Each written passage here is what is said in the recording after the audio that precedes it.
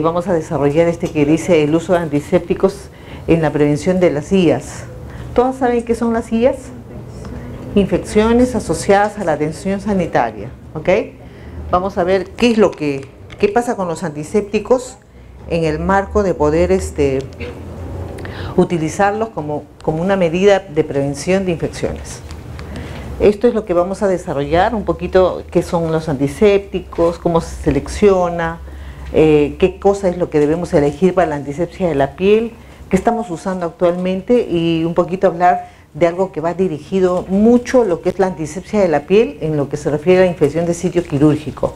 Ustedes trabajan en zonas de sala de operaciones, en quirófano, entonces un poquito van a entender, pero la verdad que los antisépticos hoy en día es un insumo que se usa muchísimo y estás muy cerca a la enfermera porque cualquier procedimiento invasivo es antiséptico previo, ¿no es cierto? Hacemos la antisepsia. Entonces un poquito mirando las características de ventajas y desventajas, miren, siempre es bueno que ustedes tengan en cuenta en poder definir qué es un antiséptico, qué es un desinfectante.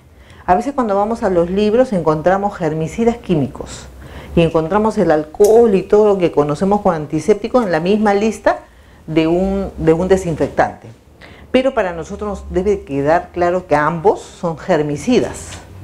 Pero los antisépticos son los que destruyen o inhiben el crecimiento de los microorganismos sobre el tejido vivo. Quiere decir que el antiséptico solo se utiliza para la piel o mucosas.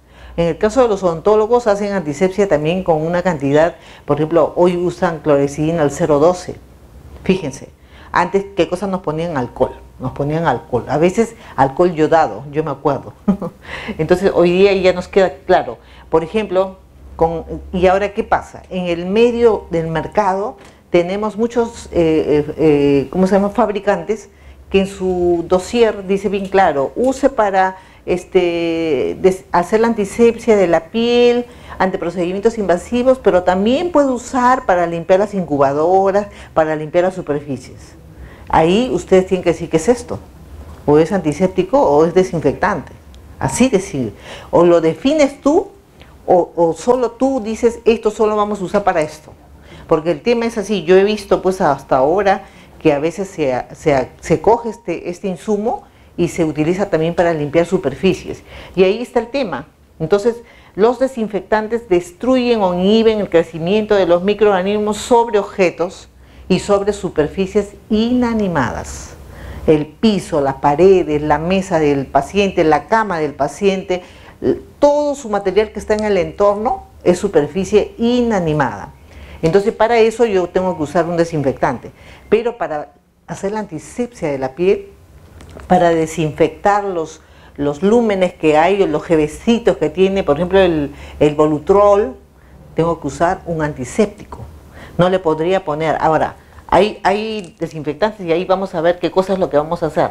Miren ustedes, ¿por qué tenemos que hablar de los antisépticos? Porque cómo se distribuyen. Esto que ven ustedes aquí es la piel, pero en un corte sagital. Y entonces, ¿qué sucede? Lo que está aquí en la superficie es la epidermis, ¿no es cierto? Que todos la conocemos. Y lo que está más aquí abajo puede ser la dermis. Nuestra epidermis es muy delgada, más delgada que la dermis.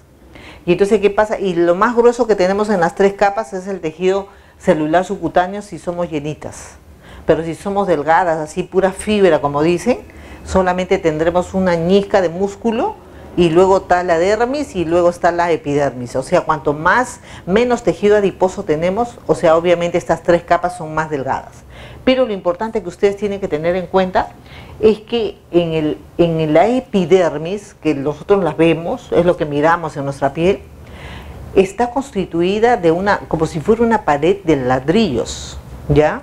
Que ustedes van a verlos, que esos ladrillos, así como ven un ladrillo rectangular, nuestra célula, o sea, el epidermis tiene 5 estratos. Uno basal abajo, es donde la célula sale y todavía está llenita, se ve todavía su núcleo. Y ahí se llama un corneocito, o un queratinocito, perdón, queratinocito. Ese queratinocito va pasando los otros 4 estratos y llega un momento en que llega al estrato córneo, que ya es prácticamente la superficie de la epidermis, y donde esta célula que era redonda se convierte en una lámina delgadísima, y donde nosotros tenemos que tener en cuenta que nuestra piel naturalmente se muda cada 72 horas. No nos damos cuenta, pero nos descamamos. Y cada 72 horas nuestra piel vuelve a salir piel nueva, increíble. Entonces es bien importante, pero si yo tengo una piel seca, no va a ser 72 horas, pueden ser 24 horas. Y por ejemplo ahí no me queda dar un ejemplo, cuando por ejemplo se hace la cama del paciente y tú como descubres pellejitos ahí. Eso no es normal ni natural. Los pellejitos te están diciendo cómo hay una descamación muy profusa y que ese paciente tiene alto riesgo de daño de la piel. Y después lo vemos, ¿no? Y son los de la tercera edad. Conforme van pasando los años en la tercera edad, que estamos hablando a partir de los 60 años, no 50 sino 60 o 65, llega una etapa en la cual prácticamente el tejido celular subcutáneo se adelgaza totalmente. Pierdes mucho tejido adiposo. Y tu músculo empieza a perder elasticidad y se cae. ¿Han visto ustedes, no? Qué importante, porque se chorrea prácticamente así. Y yo me acuerdo mi profesor de pilates agarraba y nos decía, a ver, levanten los brazos. ¿Quién tiene murciélago? Decía. Y nosotros al principio, yo no entendí, ¿no? Pero cuando él agarró y vio, y realmente las personas, por ejemplo, que se bajan de peso así en una, ¿no? Cómo se te queda fofa la piel, ¿no? Y tranquilamente tú puedes ver unos brazos así como un murciélago, ¿verdad? Increíble, ¿no? Entonces yo siempre ando mirándome para ver si no tengo el murciélago, porque es que uno conforme, sin querer queriendo, te vas bajando de peso. Uno no quiere, pero envejece, pues, ¿no? Entonces, cuán importante por eso es que nosotros conozcamos. Y entonces nosotros lo que hacemos, y en el estrato córneo tenemos nuestra microbiota residente. Tenemos el Staphylococcus aureus, tenemos el coagulasa negativa, el epidermidis. Y cuando yo uso antisépticos, lo que yo hago es elimino lo que está en la superficie y trato de inhibir los que están ahí presentes para que no haya contaminación a la hora que yo hago un procedimiento invasivo. Pongo una aguja, o sea, un catéter, el médico corta la piel, ¿se dan cuenta? Entonces el hecho que se use un antiséptico hace que haya inhibición. Ahora, el alcohol, ahora vamos a verlo, es un excelente antiséptico, pero al minuto ya fue. Entonces fíjense, en mi época cuando entrábamos al quirófano solamente usábamos alcohol, no había lo que hay hoy día. Entonces, y todavía el alcohol lo poníamos en un lavatorio. Fatal error. ¿Por qué? Porque el alcohol se volatiliza y al minuto, así como se va su acción, lo único que te queda es agua que huele a alcohol. Entonces, bien importante. Entonces, miren, en este resumen estamos viendo, miren, la relación entre la microbiota residente y transitoria y los diferentes sitios corporales. En todo el cuerpo tenemos microbiota, pero yo les estoy hablando de la piel. Pero si hablo, por ejemplo, a ver, vamos a ver, del tracto urinario. La mucosa de mi tracto urinario, dentro de la flora transitoria, dice, puede tener Escherichia coli, puede tener Klebsiella sp, puede tener Proteus mirabilis y puede tener Enterobacter sp. Fíjense, pero esa es la transitoria, lo que se adquiere. Pero de residente, por ejemplo, aquí vamos a ver el tracto digestivo. Nuestro tracto digestivo tiene Bifidobacterium sp, Eubacterium, Bacteroides, Fusobacterium, Lactobacillus. Muchos de ellos, el Clostridium, miren, está, pero están presentes en una cantidad muy pequeña que son parte del hábitat, que hace que tú no tengas pues muchos alimentos que los comes crudos, puede tener bacterias, y hace que todo esto que tiene ahí es el que se lo come, es como, o funciona como un macrófago, imagínense. Entonces, bien importante es que ustedes, este cuadrito a mí me encantó y por eso lo he puesto, porque a veces nosotros tenemos que ir aprendiendo, porque muchas veces tú dices, ¿de dónde salió? Ahora, estos bichitos que yo les he mencionado no lo conocemos, no son problema, ¿se dan cuenta? No, lo que son problemas sí es la Escherichia coli, la Klebsiella, el estreptococo, el estreptococo pneumoniae y el estafilococo aureus, fíjense, esos son problemas porque lo escuchamos sí en nuestro medio. Oye, salió por ejemplo, el hemocultivo positivo a estafilococo aureus y encima es meticilino resistente, imagínense, terrible. O si no, tú tienes un paciente intubado y de pronto entra en hipotensión y diagnóstico neumonía asociada a la ventilación mecánica. ¿Qué bichito? Klebsiella pneumoniae. ¿Se dan cuenta? Entonces, ¿cómo son problemas? Y entonces, miren, como dice acá, en ausencia de inflamación, tanto la vía biliar como el tracto urinario se encuentran libres de microorganismos.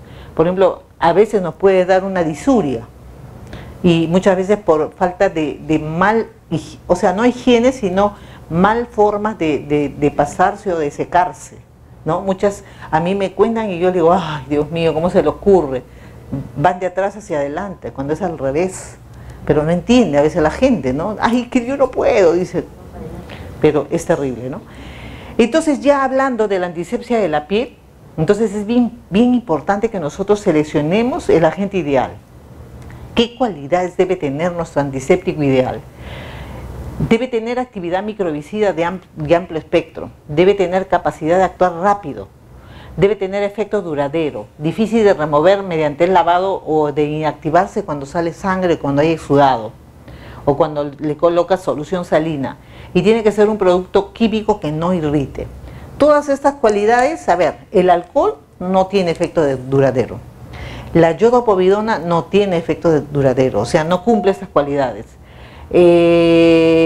Actúa de inmediato, el alcohol al minuto está actuando, sí es cierto, el alcohol actúa rapidísimo, la iodopovidona empieza a actuar a partir del minuto, ¿ya? Pero a los 2 minutos también ya se fue ya cuando se secó ya fue. Así que miren, lo que pasa es que el cirujano le encanta que se pinte, pues, que esté pintado les encanta, entonces ahí hay que ver y hay que decirle, doctor, eso es un síndrome de seguridad así en el aire, ¿no? Porque la verdad es que no es igual. Entonces, buscando todo ello, tenemos los tipos y germicidas y los antisépticos. Miren, el grupo químico de los alcoholes. Tenemos alcohol etílico y alcohol isopropílico. ¿Cuál es el que se debe usar en el medio sanitario? Isopropílico. ¿Por qué? Porque así como dice etílico, casi siempre ese puede ser, el isopropílico normalmente es del 70 volúmenes o 70%. El etílico puede ser 90, puede ser muy irritativo, entonces no es conveniente, ¿ya? Luego tenemos las biguaninas, o sea, las biguanidinas. Ahí que tenemos la clorexidina, gluconato de clorexidina. Dentro de los halogenados tenemos a los yodados, y ahí tienen todos los yodóforos, el jabón y el yodóforo. Tenemos ya, hasta ahí se terminaron los antisépticos, porque después tenemos los fenoles, pero el fenol es un antiséptico que en el siglo XIX salió del mercado porque se notaba que se podía contaminar por la luz o por la manipulación o por la presencia de sangre. Los tensioactivos, aniónicos, catiónicos, aquí miren, son germicidas obviamente, pero para usarlos en jabones. Y algunos de los compuestos desinfectantes, que son amonio cuaternarios, lo tienen también. Casi siempre estos tensioactivos, que son aniónicos y catiónicos, pueden ser el detergente. ¿Por qué? Porque tienen un catión y un anión, que hace que son como surfactantes y hacen espuma. Y ustedes han visto, ¿no? Muchas veces el pinesol, por ejemplo, si compras un pinesol de marca y tú cuando lo mezclas y lo diluyes y tú mueves, sale espuma. Tiene cationes o aniones y tiene surfactantes. Entonces fíjese, pero son germicidas para superficies inanimadas porque son desinfectantes.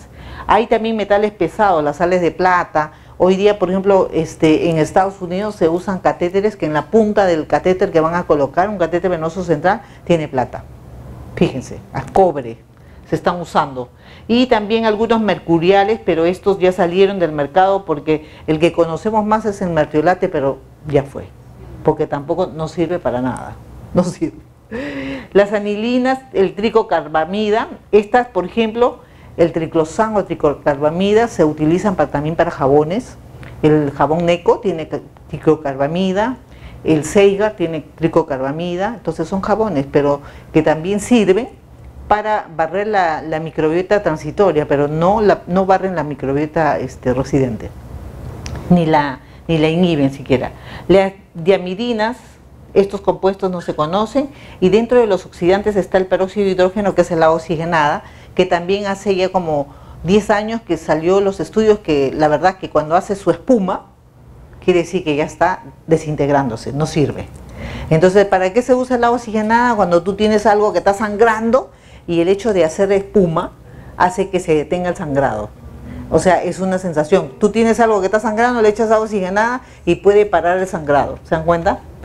Para eso, pero no es un antiséptico ni tampoco es desinfectante. Se utiliza como un esterilizante hoy día, peróxido de hidrógeno, por ejemplo, para las zonas, yo he visto que lo usan mucho en las zonas de hemodiálisis, ¿no? Viene en líquido.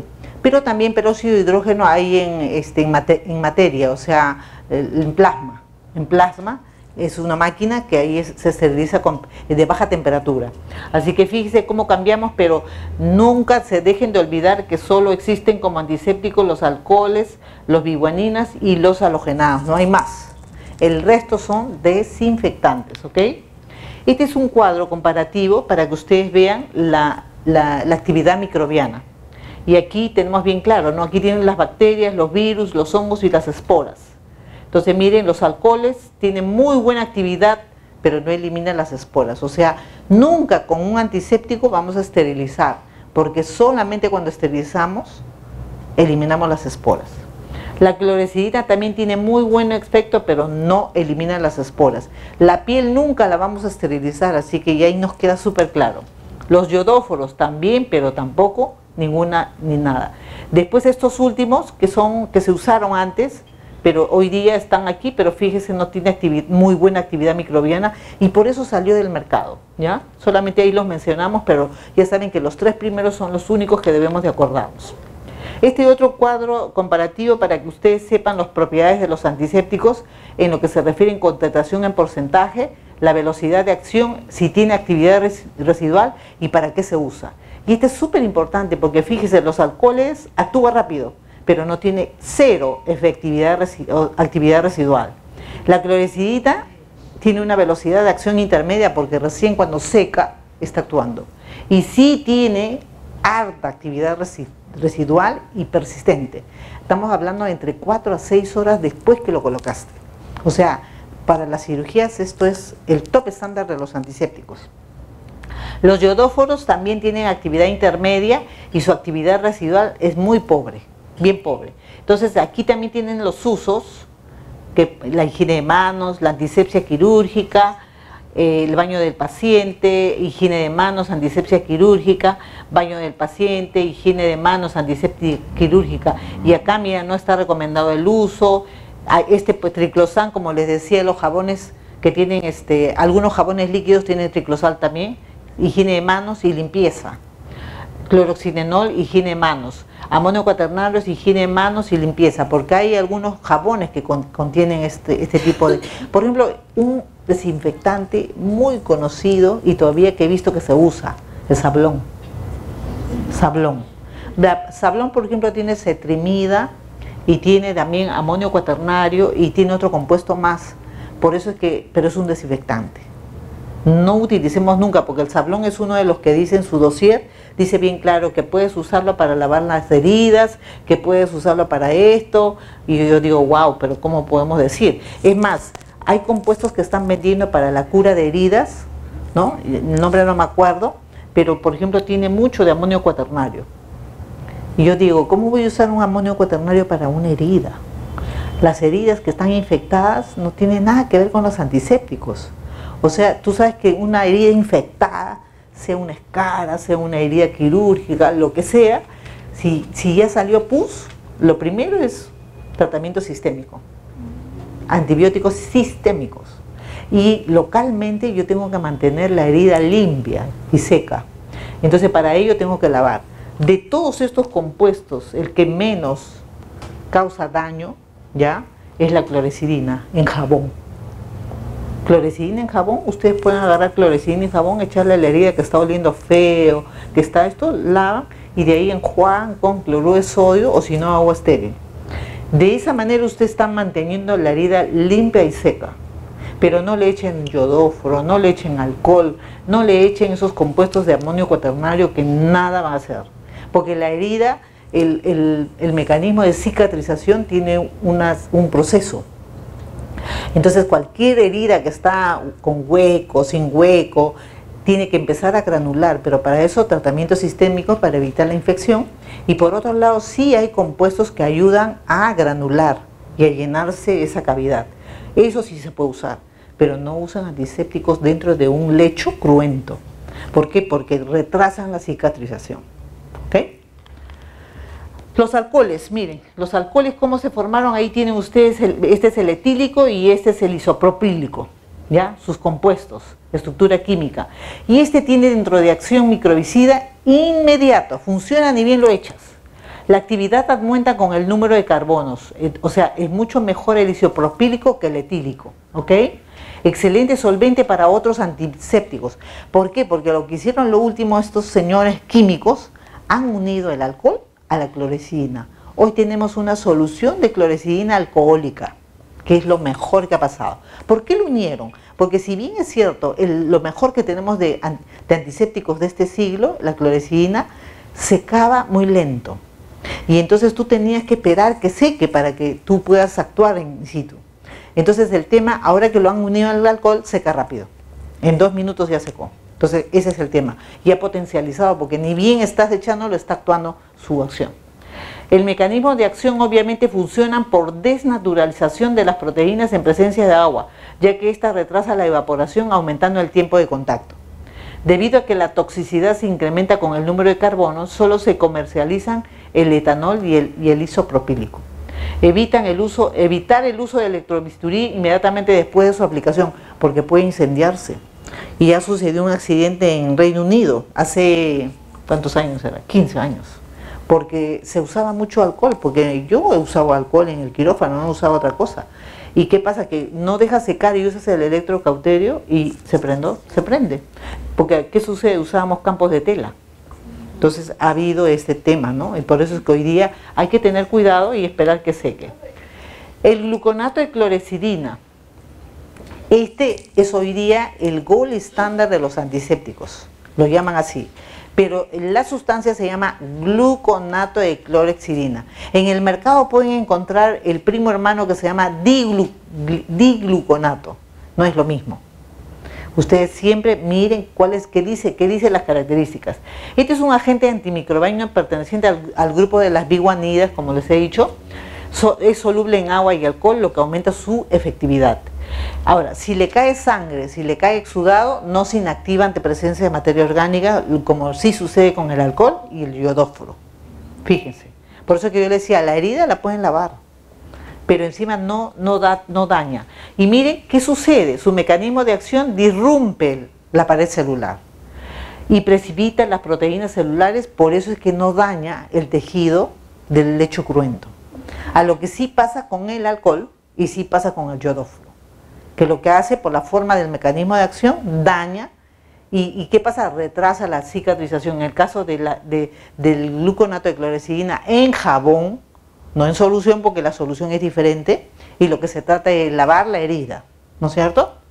Entonces, y tiene mucho efecto sobre las bacterias gram positivas y también las negativas. La presencia tiene una actividad residual porque se une con la queratina y no se inactiva ante presencia de materia orgánica. Esto es súper importante. ¿Por qué? Porque, por ejemplo, cuando hacían un apéndice, que nos pedían un algodón con yodo, ¿sí o no? ¿No? Ahora tienen que darle le tienen que dar la gasa con clorexidina, porque con el yodo lo único que estabas haciendo, nada. Así estabas pintando porque no hacía nada. ¿Se dan cuenta? Hoy hay que tener bastante en ese sentido actuar. Es menos irritante para la piel que los yodóforos. Su uso no está recomendado en menores de 2 meses. En Estados Unidos no se pueden hacer estudios en pequeñitos, en pediátricos ni en niños.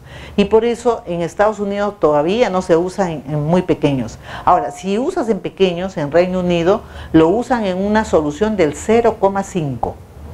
¿Ya? No el 2%, no el 4%. ¿Ya? Porque los pequeñitos tienen la piel más delgada. ¿Ya? Entonces, y es la recomendación, que no hay estudios que validen que se usen los chiquititos. Pero yo he encontrado enfermeras en neonatología que así, en los prematuros, que ellas estaban usando al 2%, pero lo diluían en jabón. Si tenían que poner un catéter umbilical, así, ellas el jabón de clorexidina al 2% lo diluían y eso usaban. ¡Ay! Y yo decía, no, pero eso no es, o sea, porque el jabón es jabón, no es antiséptico. Es un jabón antiséptico, pero no es igual que una solución antiséptica. Entonces ya cuando hoy día, gracias a Dios, ya hay solución alcohólica al 0,5 más alcohol, eso sí pueden usar en pequeñitos, pero no clorexidina sola, ¿ok? La yodopovidona. Con la yodopovidona hay que tener sumo cuidado, porque en el mercado puede haber un frasco de 60 soles y puede haber otro frasco que el mismo tamaño y que dice que es lo mismo, que cuesta 15 soles. Y entonces, ¿qué veo yo como enfermera? Porque no soy química, mis ojos no son químicos, pero veo este que parece agua, porque se chorrea. En cambio, este de acá veo que es viscoso, que es como si fuera una sustancia que estás echando, pero que no se chorrea, que tiene su tiempo para que tú lo cojas, ¿sí? Entonces, y ahí el tema es buscar en su presentación que diga yodo polivinil pirrolidona. Este es el compuesto activo de un buen yodóforo. Si ustedes no encuentran que es yodo, porque hay yodos y yodos, y los yodos, así como este, cuesta caro, pero el yodo, barato. Entonces lo que tenemos es eso que parece lo mismo, pero es agua, que tiene yodo, eso es baratísimo, por eso cuesta 15 soles. Entonces es bien importante, la viscosidad cuando tú pones en un lecho, o sea en la piel, y estás preparando la piel, si se va un poco de yodo hacia atrás, porque si es agua se va más rápido, en cambio si es viscoso como que se demora y tú puedes parar ahí, ¿no? ¿Por qué? Porque si esto se va hacia atrás, si dura la cirugía 2 horas así, es posible que después te encuentres con un flictema en la región posterior. ¿Por qué? Porque el yodo quema la piel, y especialmente las pieles sensibles. Hay que tener muchísimo cuidado. Este producto es tomado de una solución de povidona y yodo molecular. La povidona, que es el polivinil de pirrolidona, es el polímero altamente soluble en agua que es capaz de combinarse con el yodo y de esta manera volverlo soluble. Y esta se inactiva ante presencia o al contacto, se inactiva. O sea, quiere decir que esta, cuando lo juntas con la sangre o con materia orgánica, se inactiva, ya no sirve. Entonces el mecanismo de acción se une irreversiblemente a la tirosina, precipitando las proteínas y alternando los ácidos nucleicos y la membrana celular. Es menos irritante que el alcohol yodado. Ahora, entre el alcohol puro o el alcohol isopropílico versus el alcohol yodado, ninguno de los dos es mejor, los dos son iguales. Así que lo único que tú estás haciendo es pintar el alcohol para que se vea. Entonces, también no se recomienda el uso de alcohol yodado en pequeños. ¿Por qué? Porque el yodo se absorbe por la piel. Entonces, en los más pequeñitos tú puedes provocar una hiperacidosis metabólica. Así es. Por eso en los pequeños se usa solo alcohol. Este es un cuadro comparativo donde ustedes ven aquí la clorexidina, el alcohol isopropílico, clorexidina comparado, miren, frente a la reducción de la cantidad de bacterias. Este es un estudio que se hizo y donde han podido ver las bacterias y cómo, miren, cada uno tiene harto. La clorexidina y el más alcohol isopropílico al 0,5 actúa también muy bien. Y por eso hoy día lo mejor que nosotros podemos usar es esta solución alcohólica de clorexidina, al 2% o al 0,5 en los más pequeños. Para hacer la antisepsia de la piel, tú tienes entonces algunos de estos agentes y puedes elegir el que tú quieras, pero ya sabes cuál es lo mejor. Entonces miren, esto por ejemplo es un estudio de los ortopedistas donde se usó clorexidina, ¿no? En el caso de todas las cirugías de ortopedia.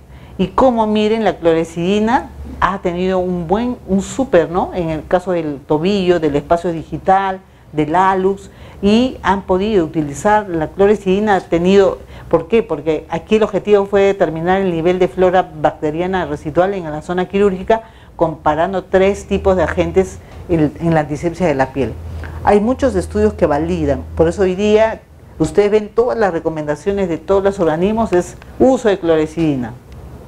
Aquí comparando con la yodopovidona también obviamente ganó la clorexidina para la antisepsia. Este también es un estudio para evaluar la utilidad de la clorexidina alcohólica en relación a los antisépticos acuosos para prevenir contaminación en dermocultivos, colonización, infección de sitio quirúrgico. Y la clorexidina alcohólica mostró ser superior en los antisépticos acuosos en los 3 escenarios evaluados. Este otro, la colonización alrededor del catéter, también el estudio nos demuestra que al final esto es en infección de sitio quirúrgico. Una revisión sistemática demostró también alta performance de la clorexidina. Este otro también en heridas operatorias, también lo mejor ha sido el alcohol más clorexidina. Entonces miren, ustedes ven el efecto del antiséptico asociado al apósito transparente. Tú tienes aquí, por ejemplo, estos son los gérmenes. Todos estos son los colores de los gérmenes.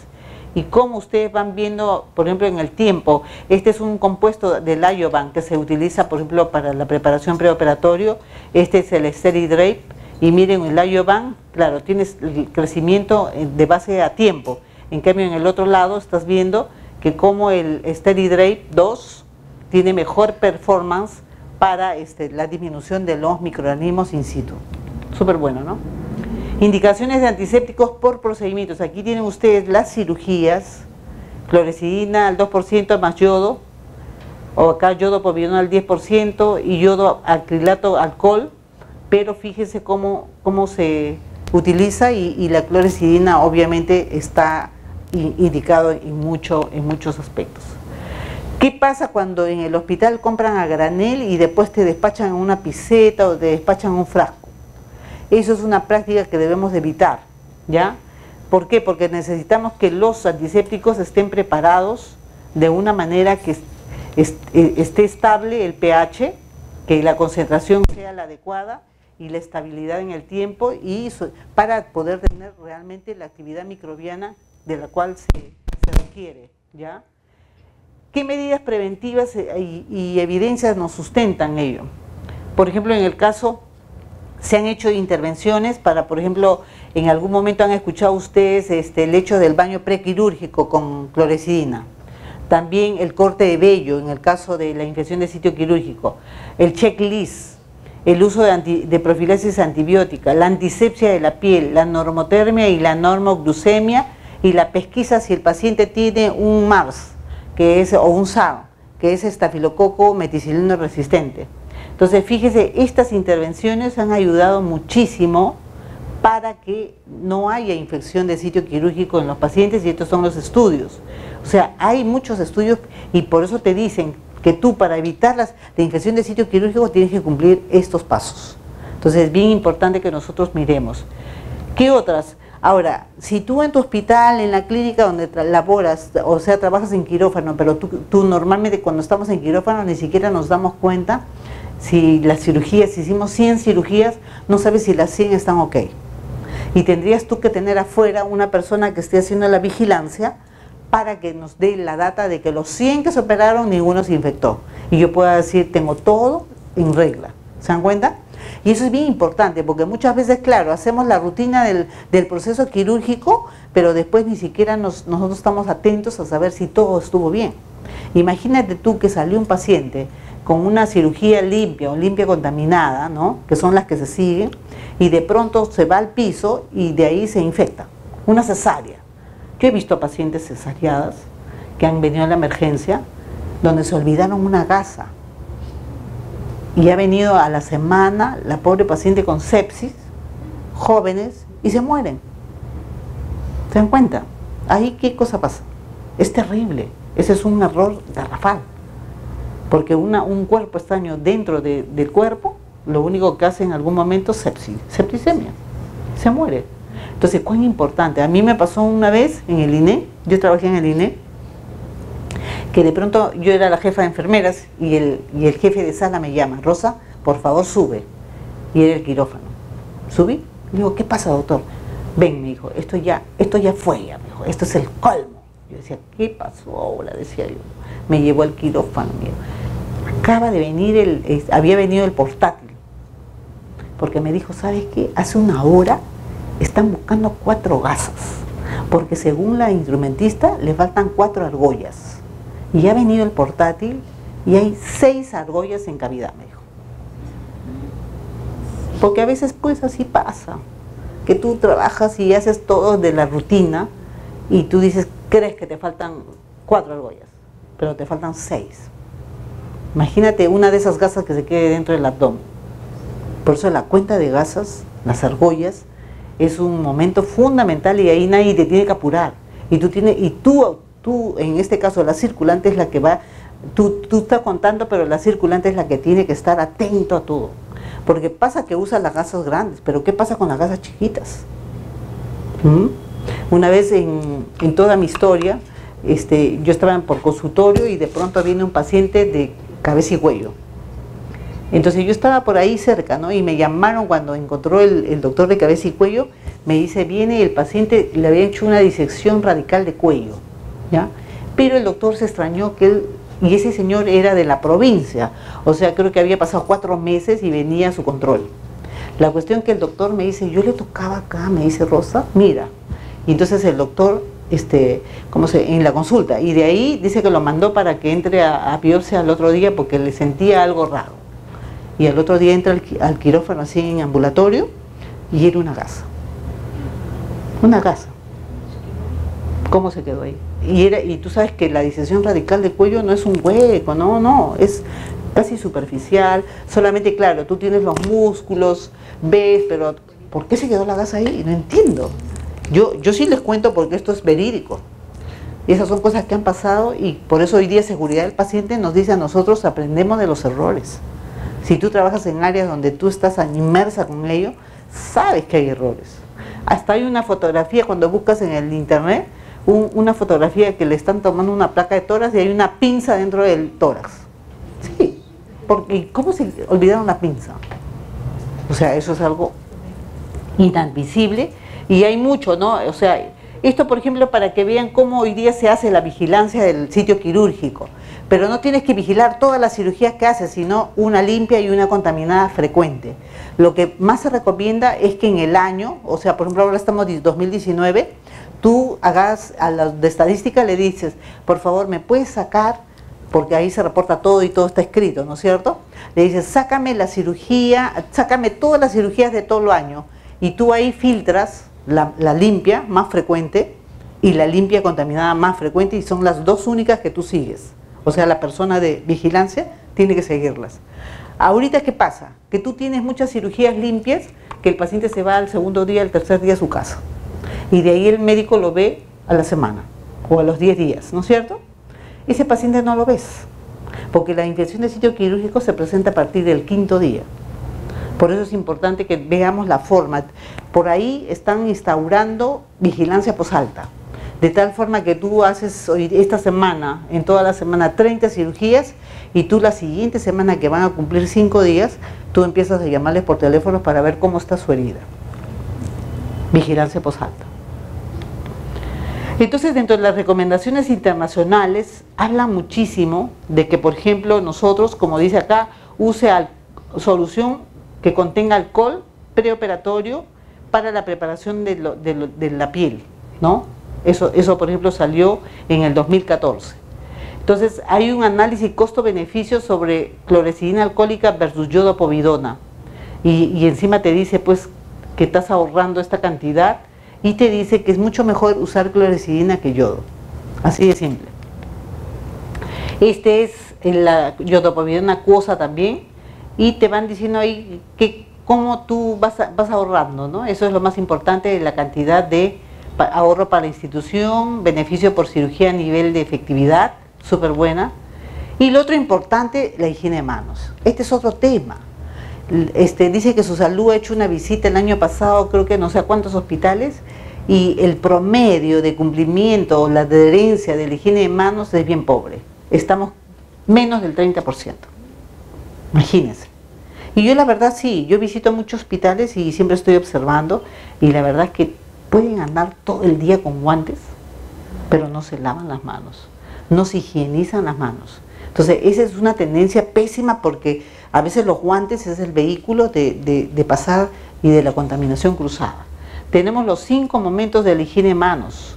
antes del contacto con el paciente, antes de realizar una tarea séptica, después del riesgo a exposición a líquidos corporales, después del contacto con el paciente y después del contacto con el entorno del paciente. Son los 5 momentos que sí o sí, o te lavas las manos con agua y jabón o te colocas solución alcohólica. Así de simple es.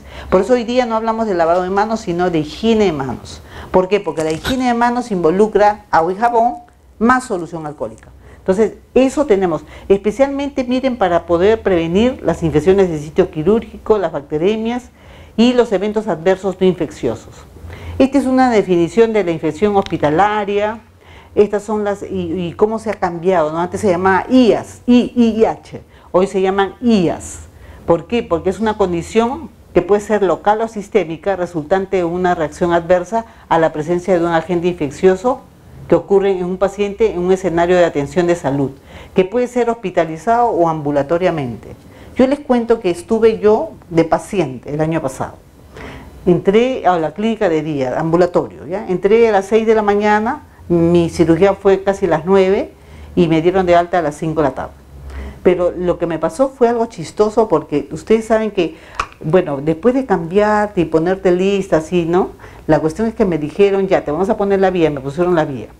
Y de pronto ya después me dijeron, ven, cítate acá, y de pronto ya éramos varios pacientes, una fila ahí que íbamos a entrar al quirófano.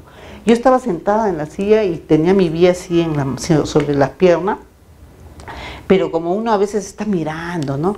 Y de pronto miro y justo ese Y que tiene la conexión de la vía estaba en el suelo. Entonces yo levanté mi mano más rápido que volando y dije, Dios, y volteo y miro y toditos estaban en el suelo,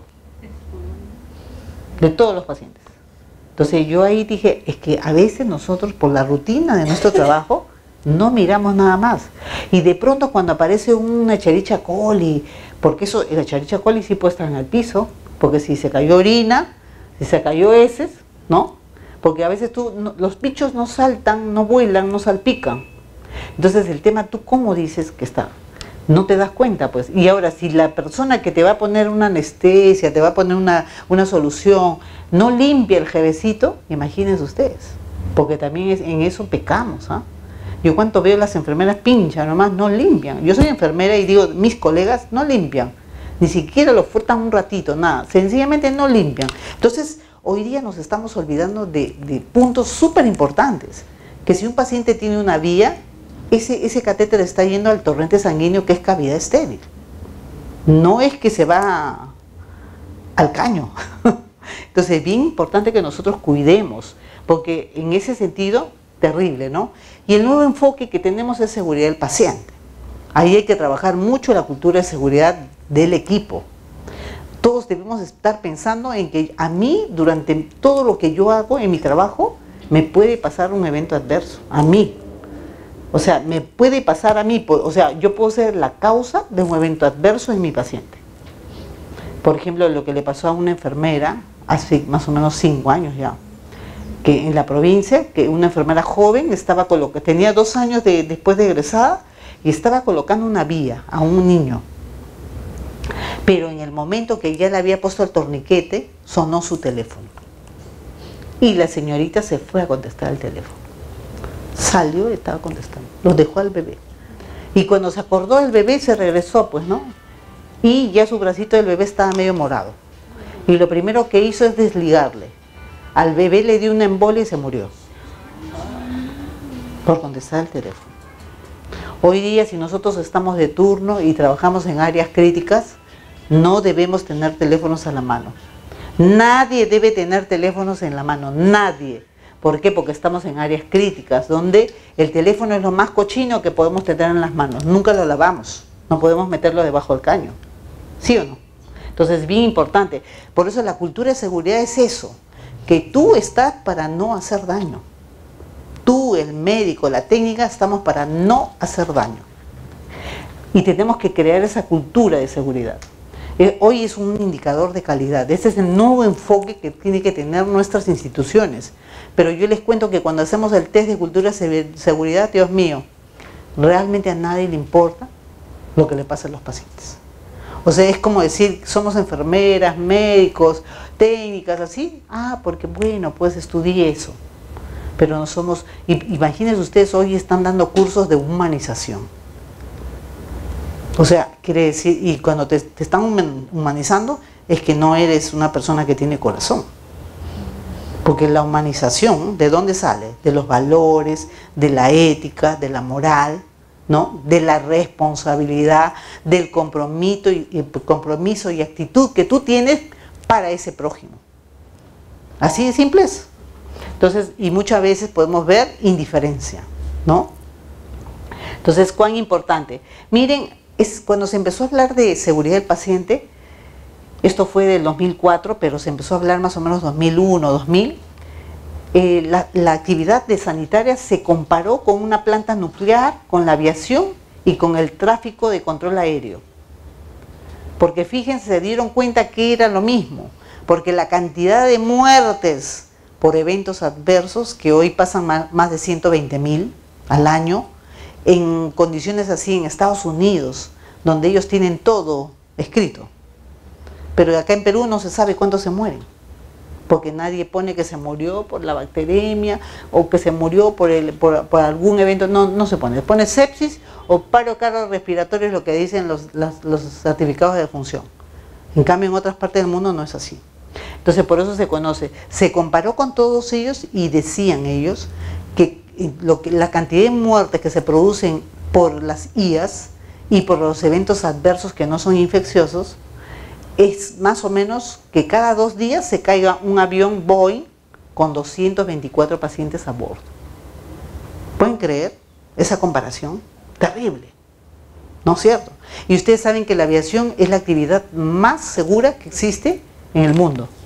Entonces hoy día, miren, nosotros tenemos, y dicen, una atención centrada en el paciente, pero hay que agregarle, y la familia. ¿Por qué? Porque enfermería se ha olvidado de salir a la familia, de ir a decirle a la familia, su paciente está despierto. Imagínense en quirófano, es terrible. A veces el paciente entró a las 7 de la mañana o a las 8 y la familia espera afuera, salvo que sea clínica, ahí sí salen, ¿no? Pero en los hospitales públicos, miren, es las 3 de la tarde y nadie sale a decirle que su paciente ya despertó, que la cirugía ha sido ok, que no hay ningún problema, no. Y si salen es para entregar las recetas. Ahí se acabó el trabajo. Entonces tenemos que ponernos, hoy día necesitamos tener un sistema implementado y articulado, pero de todo el equipo. Tenemos que tener implementación de prácticas en prevención y control de todo lo que ya se conoce. Una efectiva y oportuna vigilancia epidemiológica, los laboratorios de microbiología con capacidad resolutiva, el uso adecuado y seguro de medicamentos antisépticos, desinfectantes y mezclas parenterales. Mi siguiente tema tiene que ver con eso, porque podemos hacer todo bien, el catéter, cuidamos del sitio, pero ¿cómo preparamos las medicinas? Terrible. La limpieza y desinfección hospitalaria y el manejo adecuado de los residuos sólidos, agua, alimentos, vectores y roedores. En los hospitales, en las clínicas, no debe haber hormigas, no debe haber cucarachas, no debe haber moscas. Porque si existen algunos de esos 3 que he mencionado, quiere decir que la limpieza no está adecuada y que debemos tener alimentos por ahí que están llamando estos bichitos, ¿no? Entonces la atención sanitaria hoy resulta de una serie de procesos donde muchos de nosotros o de algunos factores concurrentes pueden determinar el éxito o no del procedimiento. Y es verdad. A veces yo no creo que el médico entre a operar diciendo que hoy día se muere este paciente. No, él siempre va a querer salir con éxito, pero a veces pasa lo inexplicable y sucede, ¿no? Pero eso es diferente. Pero es bien importante que nosotros pongamos todo en nuestra parte para que no suceda nada. Recordar entonces que el resultado de todo proceso es la consecuencia de cómo ha sido diseñado, implementado, o sea, los malos procesos, los malos resultados.